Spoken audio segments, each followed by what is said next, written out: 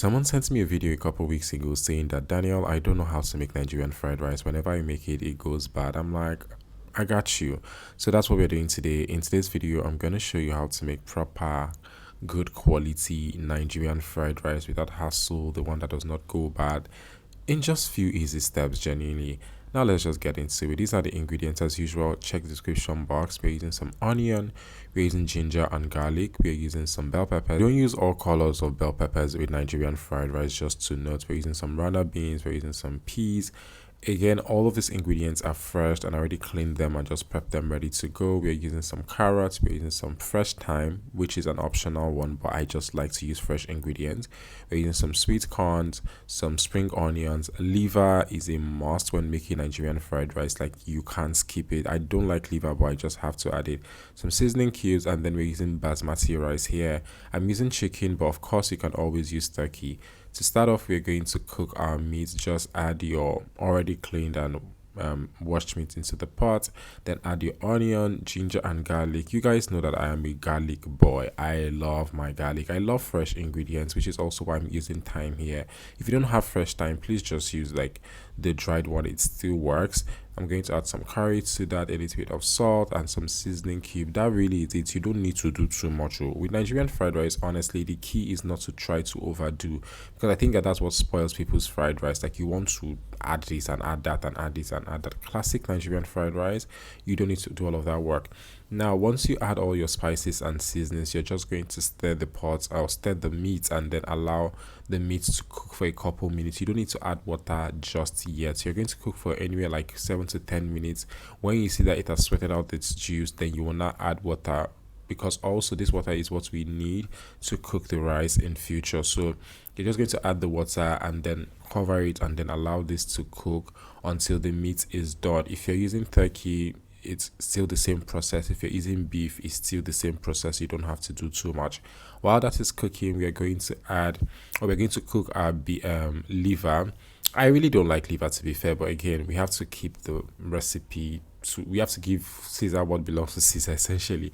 I'm seasoning this with just onion, salt, ginger and garlic, and that is it. We're just going to let that cook. At this point, our bacon is ready, and I'm just going to remove from the pot, and then we're going to now cook the rice in it. While we're here, you guys, in case it's the first time you're hearing my voice, or in case it's the first time you're coming across a video from my channel, hi everyone, my name is Daniel. I am a digital content creator and YouTuber based in Lagos, Nigeria. I share recipe videos like this every week, teaching you how to make the most delicious meals in the easiest way possible. So if that sounds like your thing, if you found this video helpful, please subscribe to the channel. We need to hit 100k, you guys.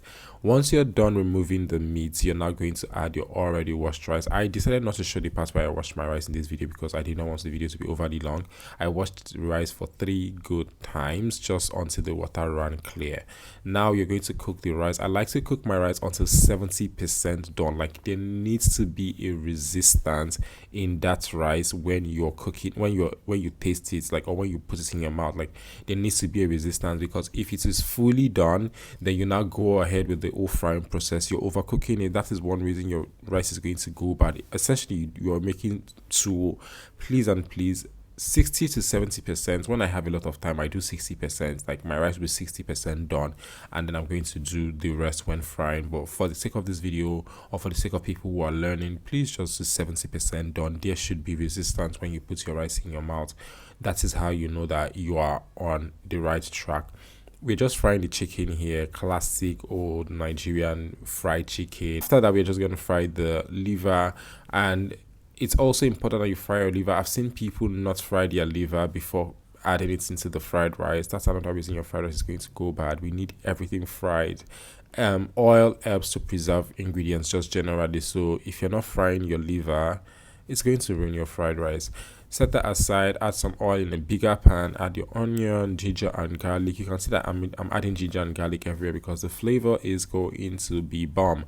I'm not even trying to like I forget the fact that I'm a garlic boy. It's just what it is. We're going to add the fresh thyme to this. Please and please do not bait your Nigerian fried rice with curry. God, the amount of curry that you already used to season the chicken is more than enough. I promise you.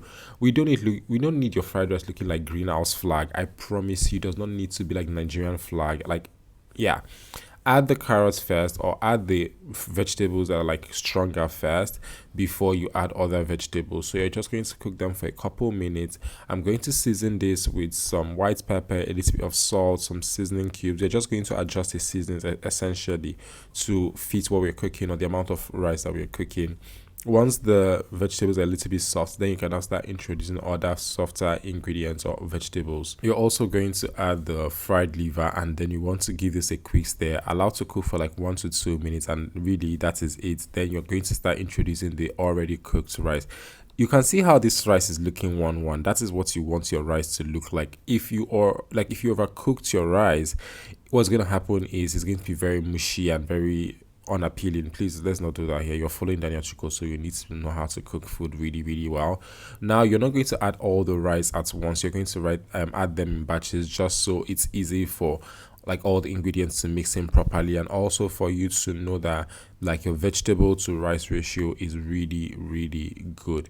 As you can see, all I'm just doing now is cooking or stirring this, and also I was cooking this on the very highest heat possible, because that's also how you now get the rice to like get done in good time. So with this process, you're not going to take the rice from like 70% done to like 100% to 100% done, and that is, it's like your Nigerian fried rice is ready. Look at how everything looks, really vibrant, really good. Your rice is given singular, not together. That is what you want in Nigerian fried rice.